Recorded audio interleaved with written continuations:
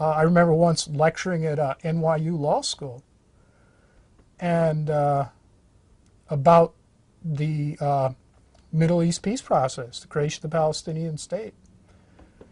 And the whole faculty and student body just beat the hell out of me for 2 hours, 3 hours about being an anti-Semite and this, that, and the other thing. And then they wouldn't publish my paper in the proceedings.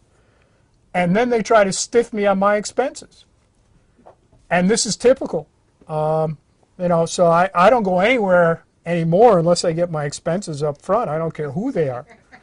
And I'm certainly never going to go back to NYU. That's all pro-Israel. Yale's pro-Israel. You know, there are a couple of people at Harvard who aren't. But, you know, that's just academia for you.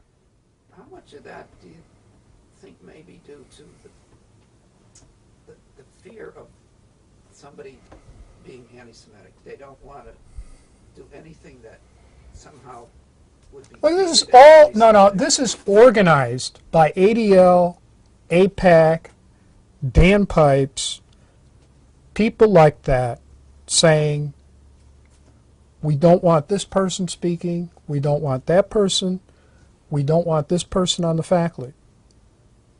It has nothing at all to do with, you know, anti-Semitism or that. I mean, the impetus to do this is blackballing. ADL had a blackball list. AIPAC has a blackball list. I've been on both of those. Dan Pipes has a new list. I'm on that. And the order's given out. This person doesn't speak. Disrupt that speech. Keep that person off the faculty. Make sure this person doesn't get a job offer, etc. It doesn't matter. I know the real motivation. Well, that's clear. If you even criticize Israel, yes, you're accused of being anti-Semitic, despite the fact that large numbers of people in Israel probably agree with what you're saying. Sure. I remember interviewing at Northwestern Law School up in Chicago for a job. And I gave a scholarly paper criticizing the Israeli raid at Entebbe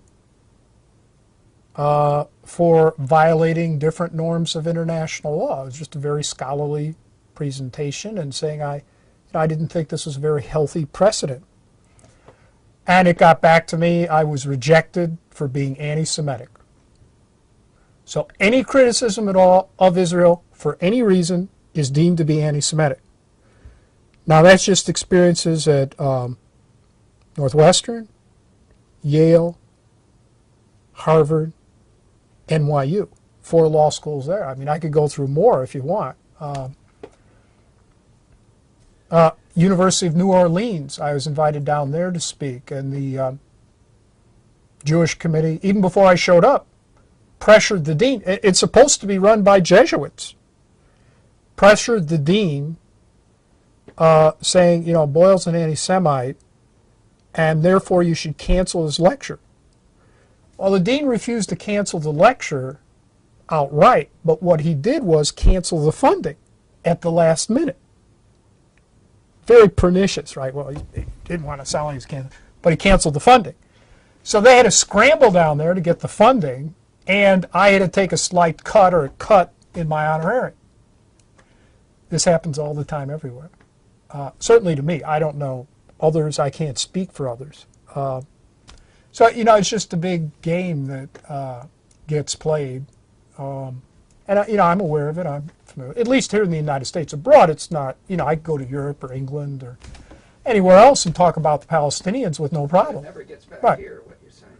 Right. But, and I get interviewed. You know, I get interviewed by the BBC, foreign news media all the time. You know, if you're on the BBC, the whole world's listening to you. But here in the United States, forget it. So, but I mean, again, that's the way the game gets played. You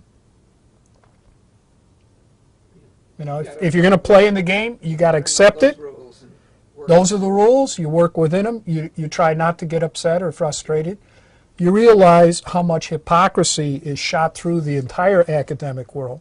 These people are racist, and they're hypocrites. It's all racism directed against the Palestinians.